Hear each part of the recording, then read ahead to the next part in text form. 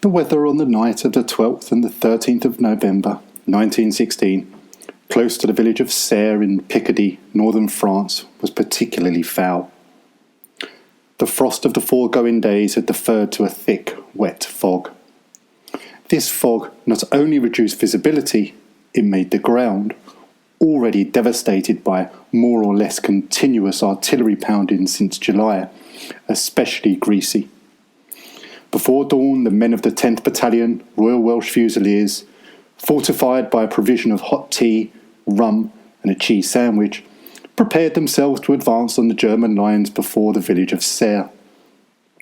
On the left of the Royal Welsh Fusiliers were the men of the 2nd Suffolk Regiment, on the right those of the 1st Royal Scots Fusiliers, and behind, with orders to attack the village of Serres itself once the German lines had been overrun, were the 1st Gordon Highlanders. At 5:45 a.m. the orders to advance were given and the Battle of the Ancre began. Conditions for an advance were abysmal.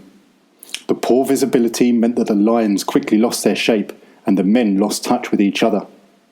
So deep was the mud that those advancing frequently sank to the calf, if not to the knee, and had continually to pull themselves and others free. Notwithstanding these difficulties, the Welsh made good ground, but they were unaware that the Germans had learnt of their attack in advance. Thus, the Germans could employ a new tactic, recently developed, of leaving the front trenches relatively lightly guarded, but the final trenches fully manned. The small number of British soldiers who had reached the German lines could not hold their gains, and they were pushed back in fierce fighting. By 8:30 a.m. it was clear that the attack had failed.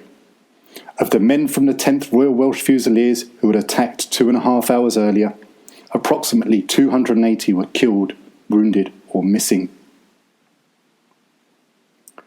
Among the wounded was a young private called William Hoare, known to his family as Bill. He had suffered gunshot wounds to his face and chest. His fellow soldiers and those working at the field ambulance must have thought that his injuries were non-fatal, for they took the decision to evacuate him to Casualty Clearing Station No. 4 at Varennes, roughly 7.5 miles away from the field of battle. Certainly, when he arrived, Bill was in a collapsed condition, but he probably did not think his life to be in danger, as he left no message for his family. At some point during the afternoon of the 13th of November, however, he slipped into unconsciousness. He never regained consciousness, and at 5:15 p.m, Bill died. He was 22 years old. He was buried at Varennes Military Cemetery. He was owed £7, 15 shillings, 3 in wages, which were paid to his father, Charles. Bill had been born on the 26th of April 1894 in Camberwell, and what is now the borough of Southwark in south-east London. His family lived just off the Walworth Road. Bill was the 7th child of 11, born to Charles Henry Hoare and his wife Eliza. At that time, London was the biggest city the world had ever seen. About 6 million people lived in the metropolis, with about 250,000 living in Camberwell alone. London was also the richest city in the world. Not that it would have felt like that in Camberwell, where there were many cheap and cramped 6-room houses, squashed between a railway line and the various factories. In 1901, Bill's family were living in one of these 6-roomed houses. There were 11 members of the family packed into this space. The youngest of whom, Lily, was aged just 6 months. Lily died when she was just 2. In fact, 3 of Bill's brothers and sisters were to die while they were still children. This was far from unusual at the time. In places like Camberwell in the 1890s, babies had a 1 in 5 chance of dying before their first birthday. Camberwell was then a poor, working-class area. Many of those who lived there worked in the gasworks at Kennington, in the tanneries at Bermondsey, or for one of the businesses alongside the canal. We don't know what work, if any, Eliza did beyond raising such a large family. Bill's father, however, worked as a printer's cutter. Working in the printing and station industries appears to have been something of a family tradition, and it is, therefore, no surprise that in July 1908, at the age of just 14, Bill started a 7-year apprenticeship with a printing firm, Haddon, Best and Company, in West Harding Street, just off Fetter Lane near Chancery Lane in London. At the time of the 1911 census, Bill must have been making good progress with his apprenticeship, as he is recorded as working as an assistant in a printer's warehouse. Bill's apprenticeship, had he completed it, would have come to an end in July 1915. He never did. Shortly after Christmas 1914, Bill, then 20 years old, walked into an army recruitment office at Holborn and enlisted in the 15th Battalion Royal Welsh Fusiliers, also known as the 1st London Welsh. Bill had no obvious Welsh connections. He seems simply to have joined the regiment recruiting closest to his place of work. 5 months earlier, Britain had declared war on Germany and entered what we now know as the First World War. At the time, many people thought the war would be over by Christmas. In the end, it lasted until the 11th of November 1918 and came to be known as the Great War.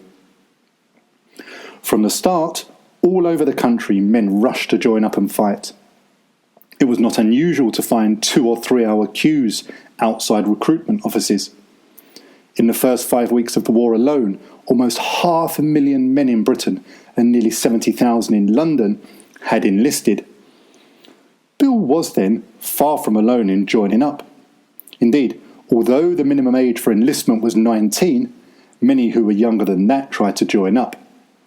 We might take the example of William Crutchlow from Brodie Street in Bermondsey, close to Camberwell. He was just 16 when he joined the army. He was wounded in 1916 and discharged in 1917. In fact, 1/4 of those who attempted to join the same battalion as William did in South London were actually too young to enlist. So, why did Bill join the army when he had just 7 months of a 7-year apprenticeship to complete?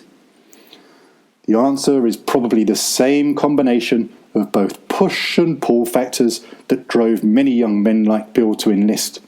A longing for adventure, boredom with their lives at home, the chance to see some of the world outside Britain, the pay, patriotic fervour and peer pressure. The 15th Royal Welsh Fusiliers had first been formed in September 1914 and officially recognised 1 month later. In February 1915, a second battalion, known as the 18th Royal Welsh Fusiliers, or the 2nd London Welsh, was formed as a service battalion. Both battalions were based at Gray's Inn Square in London. Indeed, Gray's Inn's Gardens was even turned into a barrack square where as many as 900 men would muster, drill and train. In total, throughout the war, 4,285 men enlisted in the 2 London Welsh battalions, of whom 506 were killed in action or died of wounds.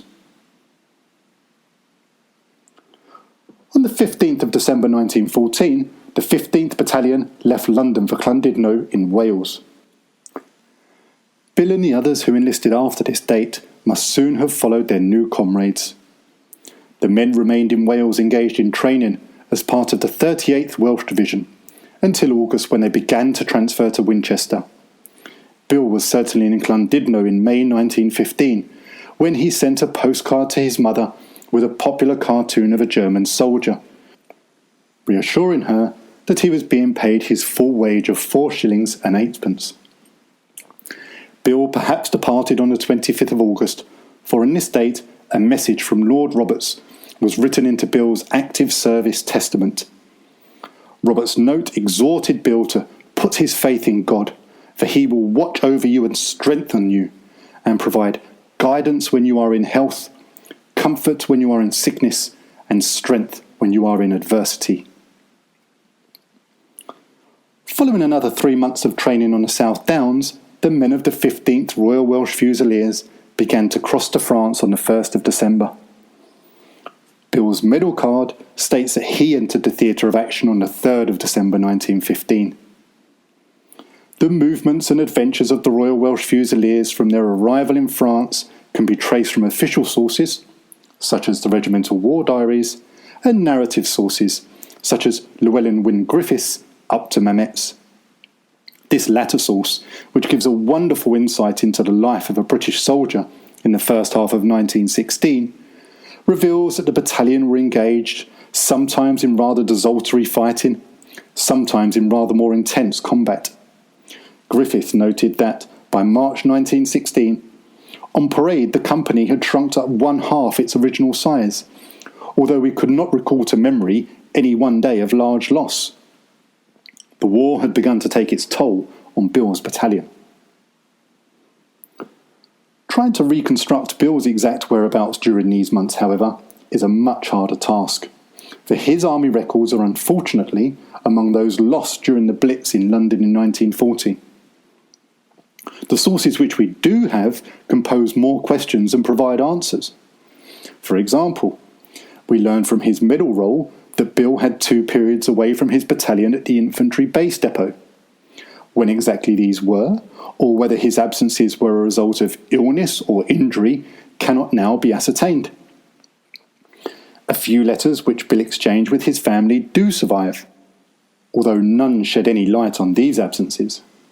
What can be gleaned from these letters? Well, 2 of them reveal that in December 1915, Bill was served in A Company, 3rd Platoon, 15th Royal Welsh Fusiliers. That his family was sending parcels containing mints, cigarettes and razor blades. That Bill was surprised to hear his brother Ernie, then aged 32 or 33, had been rejected for military service, but that he was very pleased to hear that another brother, Jack, then aged 25, had joined the army. Indeed, of the 6 sons of Charles and Eliza Hoare who survived to adulthood, 4 of them joined either the British or Canadian armies during the war. In a letter of February 1916, Bill's sister Anne sent Bill news of his family and promised to send on to Bill his watch when the jeweller had had time to repair it. Beyond that, however, very little can be learnt about Bill's involvement in the war during the first half of 1916. On the 10th of June, the men of Bill's battalion, along with the remainder of the 38th Welsh Division, were ordered to march south from their current location in the Givenchy sector in order to take part in the forthcoming Somme battle. Was Bill among these soldiers? Or did this move coincide with one of his stints at the base depot? As part of the Somme offensive, on the 10th to the 12th of July, the 15th Royal Welsh Fusiliers attacked Mametz Wood. Was Bill there? If he was, he would have borne witness to, and presumably taken part in, some of the fiercest fighting imaginable. Between the 6th and the 11th of July, 6 officers and 235 men of other ranks were killed, wounded, or reported as missing from the battalion. That is, probably 1/3 of the battalion's strength, and perhaps 1/2 of those who went into battle. And yet, even these numbers do not reveal the true horror of the attack on Mametz Wood. Griffith, who wrote of his experiences there, described the sight of corpses outnumbering men, limbs and heads detached from bodies, above in the trees and below on the ground, the smell and taste of acid fumes and corruption mixed with fresh earth and crushed bark, the sound of thunderous shelling, and the feel of almost impenetrable undergrowth intertwined with dead and wounded soldiers. If one of Bill's stints at the base depot was a result of an injury received, it would be no surprise if he had been wounded in the ghastly perdition that was Mametz Wood. Following his second spell at the base depot, Bill was transferred to the 10th Royal Welsh Fusiliers. When and for what exact reasons he was drafted into this other battalion are unknown, but it is most likely that at the time of his recovery, the 10th Battalion were most in need of men. It was from his new battalion, on the 11th of November 1916, that Bill sent a trench card to his brother Percy to let him know that he was well, and that he had received his letter of the 7th of November. On the same day, Bill also wrote to his mother, telling her that he had received a nice letter from Percy and thanking her and his dad for sending him a haul, including some nuts. At the end of this one-page letter, Bill wrote, "Well, Ma, have little to say, so we'll close. Best love to all, your loving son, Bill." 2 days later, Bill was killed. One gets a sense when reading Bill's final letter to his mother and the trench card to his brother that Bill and the other men had been told of the imminent attack on Serre and had been advised to make their peace with their God and to write to those whom they held dear. It is also possible that the telegram announcing Bill's death to the family, which was received on the 17th of November 1916, arrived before his final letter. The telegram was followed a day later by Army Form B 10482, which contained the same sad news. If they did receive Bill's final letter after news of his death, one can only imagine the conflicting emotions which Charles and Eliza, Bill's parents, would have had when they received an envelope with Bill's familiar, untidy and unruly hand on the outside. Bill's letter home would have swiftly been followed by another sent from France. This one, sent by Sister Gertrude Mary Bullman, came from Casualty Clearing Station number 4, to which Bill was evacuated and where he died. The medical staff in the clearing station must have daily seen the butchery of war. One imagines that after a time they would have become desensitized to its horrors. Sister Bullman, however, was possessed of humanity enough to take the time to write to Bill's family. Her letter reads, "Dear Madam, I very much regret to inform you that your son died in this hospital this evening. He was admitted to us suffering from wounds of face and chest and in a very collapsed condition. We did all we could for him, but he did not improve and passed away at 5:15 p.m. He was not conscious for some little time before his death, and before that I don't think he realised his critical condition, so sent no messages. He will be buried in the cemetery here, part of which is put aside for the soldiers. With much sympathy to you, from yours very truly, G. M. Bullman, Sister." Sister Bullman was a remarkable woman. She was born in Carlisle on the 5th of June 1885 and enrolled as a nurse in November 1909. In 1911, she was working as a nurse at Leeds General Infirmary.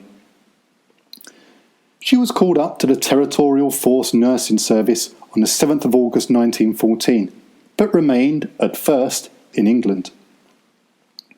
On the 18th of January 1915, she wrote to Miss Sidney Brown, Matron-in-Chief, to say that she was most anxious to go to the front and that she would like foreign service.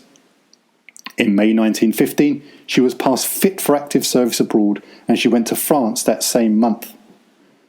Gertrude served as sister in charge of several casualty clearing stations, a role she fulfilled for more than 2 years. On the 3rd of June 1916, she was awarded the Royal Red Cross Second Class, and twice, in June 1916 and April 1918, she was mentioned in dispatches. After the war, she was demobilised, and in June 1919, she was awarded the Royal Red Cross First Class. In 1923, she was twice promoted. First, in March, to the position of Assistant Matron, then in June to that of Matron. Thereafter, she served with distinction as matron at the Royal Free Hospital in, coincidentally enough, Gray's Inn Road in London, until her resignation from her post in July 1936. Gertrude enjoyed a long retirement before her death in London on the 9th of April 1971.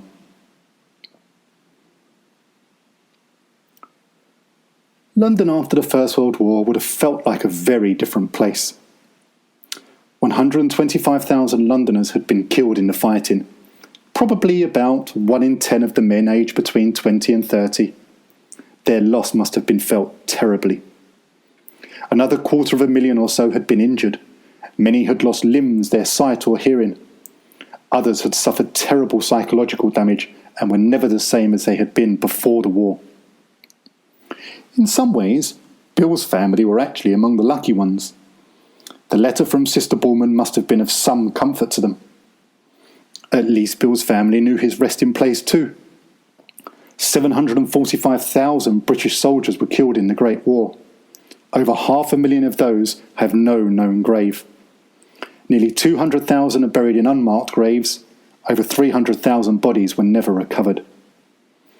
Bill's family were fortunate too that all three of Bill's brothers who joined either the British or Canadian armies survived the war. Hetty Spear from Bermondsey, for example, was not so lucky. She lost 3 of her sons in the war. In 1921, she unveiled the War Memorial which stands in Bermondsey. More than 3,500 memorials were raised in honour of the dead in London, and, with the cenotaph at Whitehall and the tomb of the unknown warrior in Westminster Abbey, the capital assumed a new role, that of a national centre of commemoration. On a wall in the northeast corner of Gray's Inn Chapel, a memorial was dedicated to the men of the London Welsh battalions. It was unveiled on Sunday the 30th of June 1929 by Lieutenant Colonel Sir Charles de Bell of the Royal Welsh Fusiliers, at a service of dedication led by the Archbishop of Wales and the Reverend H.E. Lewis. Among those who attended the service were Judge Ivor Bowen, who played an important role in the formation of the battalions, and the former Prime Minister, David Lloyd George, with his wife. At the conclusion of the ceremony, both the British and the Welsh national anthems were sung, with Land of My Fathers sung in Welsh. The Welsh inscription we see here, which is commonly found on memorials in Wales, is best translated as "They shall not be forgotten." Each year on Remembrance Sunday, the men of the London Welsh are added to those commemorated on the chapel's memorial board. Sister Bullman's letter to Bill's family was put into an attaché case, along with other memorabilia connected with Bill's army service. Also in this case were letters, cards, telegrams and indentures, some of which we have seen, along with other documents detailing Bill's life and service history, together with several of Bill's effects, including Bibles, medals and even his belt. The case seems to have been put away and hidden from view. Indeed, according to Bill's niece, Bill's war record remained hidden in more than just his physical sense. She recalls that little mention was ever made by family members of what had happened to Brother Bill during the war. Certainly, no one from the family ever visited Bill's grave. It is as if the whole episode was marked down as one of those things which is simply not discussed, to such an extent that, despite the sending of several letters to the family about Bill's headstone, no one from the family even corrected the Imperial War Graves Commission, who mistakenly recorded Bill's date of death as the 14th of November 1916. It was only following the death of Bill's sister, Anne, known as Queenie, in 1918, that the attaché case was found among her effects. Since then, Bill's service history has been rediscovered and his grave visited by several family members. It would not have been possible to recreate some of Bill's story without access to all the official records of which historians of the Great War make such good use. But they can also be of limited use. For example, Bill's entry in the records of the soldiers who died in the Great War, available on Ancestry.com, tells us where Bill enlisted, but not when he signed up or why he chose that regiment. It also gives the wrong date for his death. Bill's medal card provides us with a date when he entered France and makes known that he was awarded 3 medals. But this record too shows the same incorrect date of death. His medal roll reveals that he twice moved on and off the 15th Battalion's strength, before a final transfer to the 10th Battalion. But it offers no dates or explanations for any of these movements. Both his headstone and his entry on the Commonwealth War Graves Commission website have the wrong date of death too, and they add little further detail to the picture we are trying to create. The account of Bill's effects at his death divulges little else of Bill's life. To look at these surviving official records is to peer through obscured glass and discern little more than an outline of Bill Hoare. This, unfortunately, is the lot of anyone who wishes to trace the history of a soldier whose records are mostly lost. In the case of this one soldier, however, there was much more of a story that could be told through his surviving personal effects. But in this instance, the effects, and therewith Bill's story, remained concealed for decades. When the attaché case was rediscovered, it became possible to throw a little more light onto this particular story. We are reminded then that in an age when much source material can be easily accessed online and in libraries, that a great deal of history can still be told through boxes in attics.